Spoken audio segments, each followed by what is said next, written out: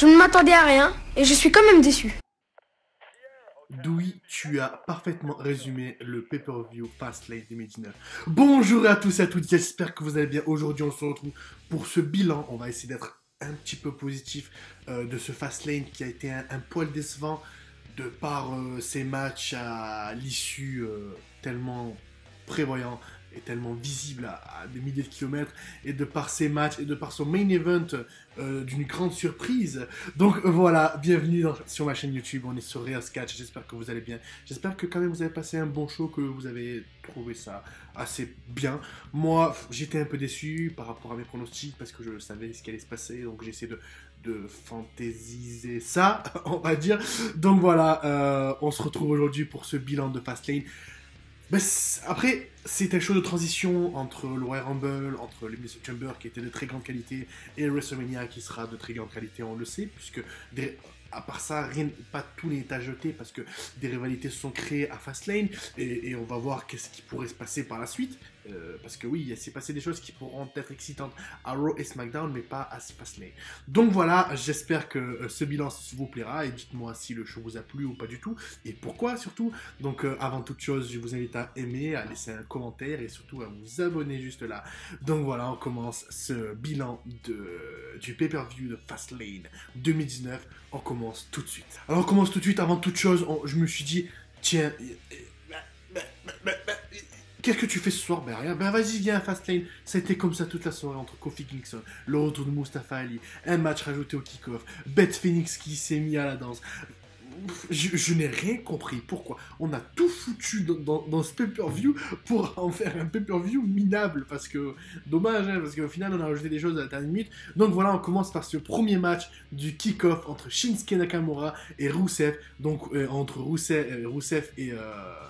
qui affronte Xavier Woods et Biggie. J'en perds mes mots tellement que j'ai été troublé par ce pay-per-view. Donc en fin de match, Rusev distrait l'arbitre et Lana en profite pour tirer Woods en bas du coin. Nakamura apporte un coup de pied à Biggie et Rusev prend le tag. Rusev surprend Biggie avec un super kick et le coup, mais Woods brise le compte. Ensuite, Biggie et Woods font la combinaison du up-up-down-down sur Rusev pour le compte de 3 que Nakamura était sonné en bas du ring. Donc gagnant Xavier Woods et Biggie. Donc là, on savait déjà ce qui allait se passer dans cette soirée.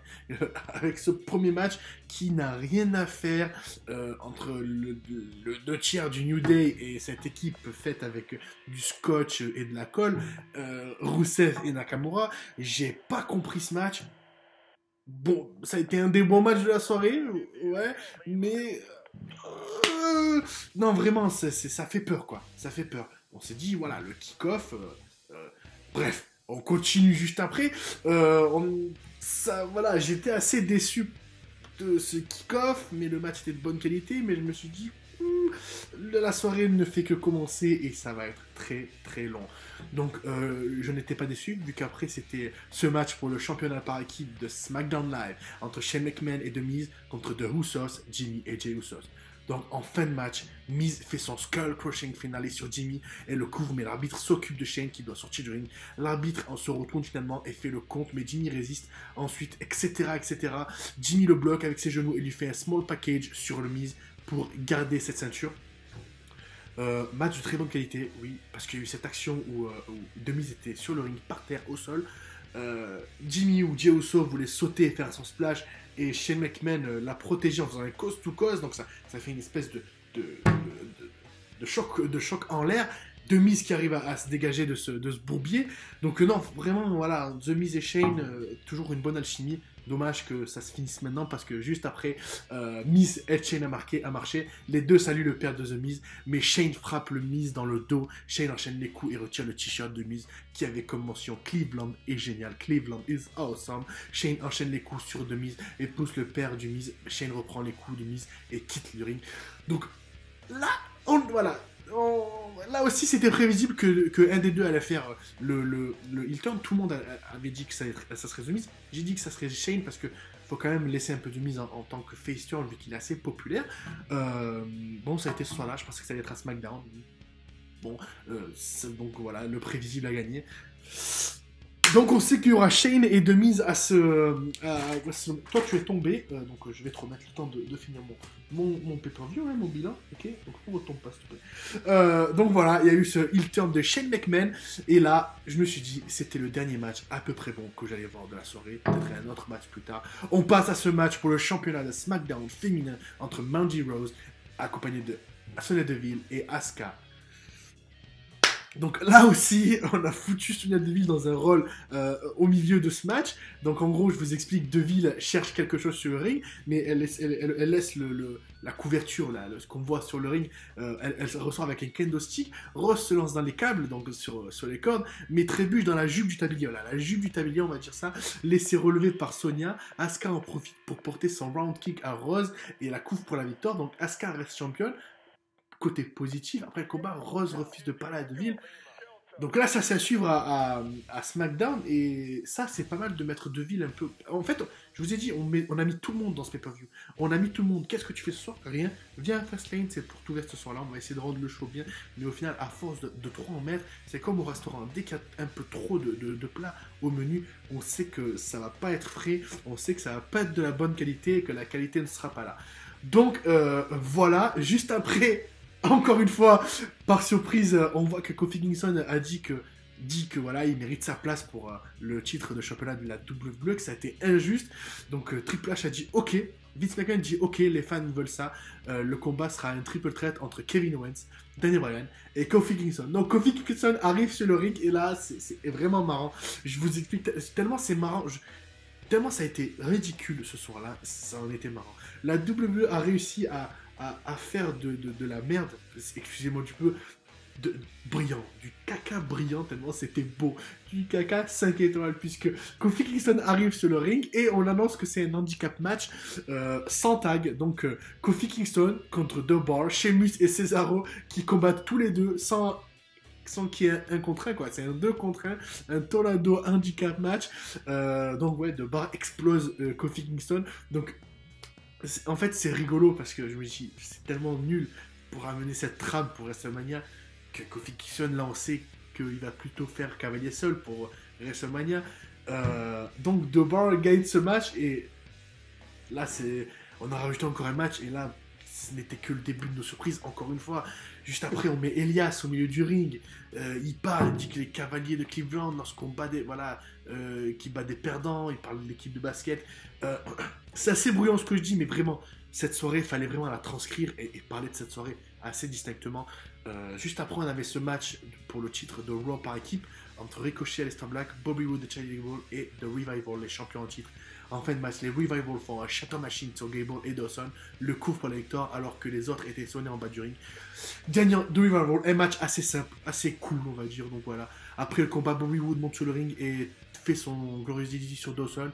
Black monte sur le ring et fait son Black Mass sur Roode.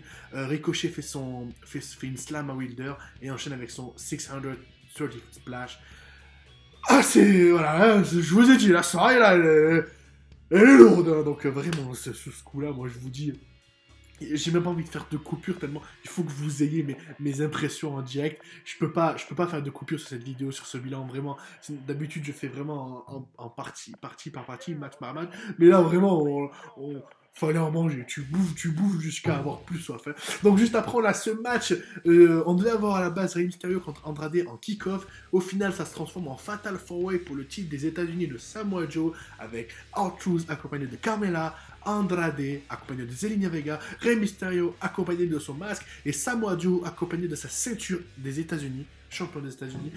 Bon, je vous la fais courte. Hein. Coquille à clutch sur Rey Mysterio, et hop, basta, il a été KO. Hein.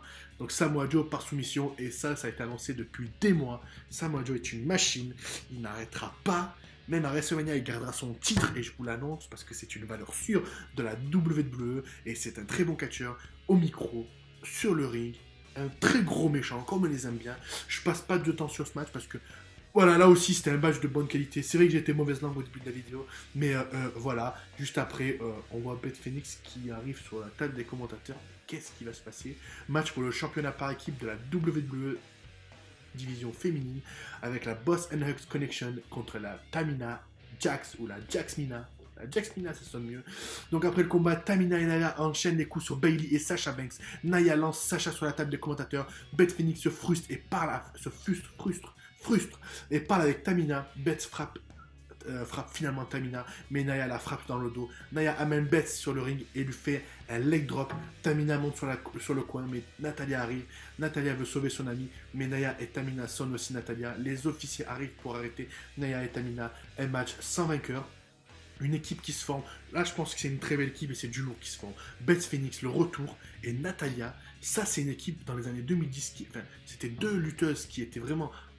Qui ne lâchaient rien. Surtout Beth Phoenix avec l'Amazon. Et Natalya, qui s'est un peu ramollie avec le temps, mais était aussi assez destructrice de par ses coups et de par ses prises de soumission, des prises au sol. Donc voilà, ça peut faire du bien à la division féminine de voir ces deux catcheuses revenir à la WWE. Donc voilà, ça fait du bien. Juste après, on voit ce match, ce triple threat pour le titre du championnat de la WWE. Donc voilà, on a vu que Vince McMahon a écarté Kofi Kingston pour ce match, avec l'histoire de Kevin Owens, etc. Et donc ce sera Kevin Owens contre Daniel Bryan, accompagné de Rowan, contre le retour de Mustafa Ali en pay-per-view, et directement pour le match, pour un combat pour le titre de la WWE. En fin de match, Ali se lance en tornado DDT sur Bryan en bas du ring. Owens enchaîne avec une powerbomb sur le tablier à Ali. Owens veut l'amener sur le ring, mais Rowan garde Owens en bas du ring et le lance contre la barricade. Rowan lance Bryan sur le ring et Bryan couvre Ali, mais il résiste à deux. Bryan frappe Ali en disant qu'il ne mérite pas sa place ici. Ali repousse Bryan sur le coin du ring, mais Bryan le bloque avec un running knee et le couvre pour la victoire. 1, 2, 3. Daniel Bryan ira à WrestleMania avec le titre. Contre qui? Là, pareil, c'est un bourbier. On a foutu n'importe qui, n'importe comment. Kofi Kingston, Kevin Owens, Mustafa Ali, Rey Mysterio, Andrade, qui sont plus du côté du championnat des États-Unis. Et juste après, on va parler de Randy Orton et Edge Styles qui sont aussi de leur côté. Ah, bordel de... Mais voilà, quoi. Hein, c'est vraiment un bourbier. Non, vraiment, c'est hallucinant. Et juste après, on a ce match normal. Je pensais que ça allait être main event, mais au final, on a privilégié les grosses têtes d'affiche. Mais dommage, c'est une erreur. Mais vu le match, tant mieux. Becky Lynch contre Charlotte Flair. Si Becky gagne, elle sera ajoutée au championnat de Raw à WrestleMania contre Ronda Rousey et Charlotte Flair. En fin de match, alors que Charlotte tentait et tenait le figure 8 lock sur Becky Lynch, Ronda Rousey est venue frapper Becky Lynch et faire disqualifier Flair. Gagnante par disqualification, Becky Lynch. Une très belle fin en soi, un peu décevant. Donc tant mieux de ne pas avoir mis ce match en main event. Donc on sait que ce sera un triple threat et c'est officiel pour le match de Raw, pour le championnat de Raw féminin. Ronda Rousey défendra son titre contre Charlotte Flair et Becky Lynch. Donc voilà, juste après on retrouve encore Elias qui arrive au milieu du ring. On s'en fout de ce qu'il dit, bon là ça devient souvent 2 fois dans la même soirée. Randy Orton arrive, RKO, ferme-la, mais vraiment ferme-la. Et juste après, AJ Styles arrive et fait son Phenomenal Foreign. C'est acté, c'est annoncé. AJ Styles affrontera Randy Orton, c'est pas officiel, pour WrestleMania 35. Ça c'était pour le petit coup. Et pour terminer cette soirée, le main event, Baron Corbin et Bobby Lashley et Drew McIntyre versus Sierra, Hotel, India, Echo, Lima, Delta, Shield, Roman Reigns, Dean Ambrose et Seth Rollins. En fin de match, l'affrontement éclate en bas du ring entre les 6 hommes. Lashley se fait sonner par un stomp. Roman Reigns fait son cri et le Shield enchaîne avec son triple powerbomb sur McIntyre. Le Shield encercle Corbin sur le ring. Rollins lui fait un super kick. Reigns fait son Superman punch et Dean Ambrose son Dirty Deeds. Reigns fait son nouveau cri de guerre et le Shield, Sierra, Hotel, India, Echo, Lima, Delta, Shield termine avec un triple powerbomb sur Corbin pour le compte de 3. 1, 2, 3 de Shield pour la dernière fois. Vainqueur ce soir-là à Fastlane 2019. Ce qui se termine avec une célébration de 3 hommes qui dure quelques minutes. On pensait qu'il allait y avoir un heel turn d'une personne, mais non. Les 3 points resserrés, fermant le show. Fastlane se termine d'une très bonne manière, une petite manière par la petite porte.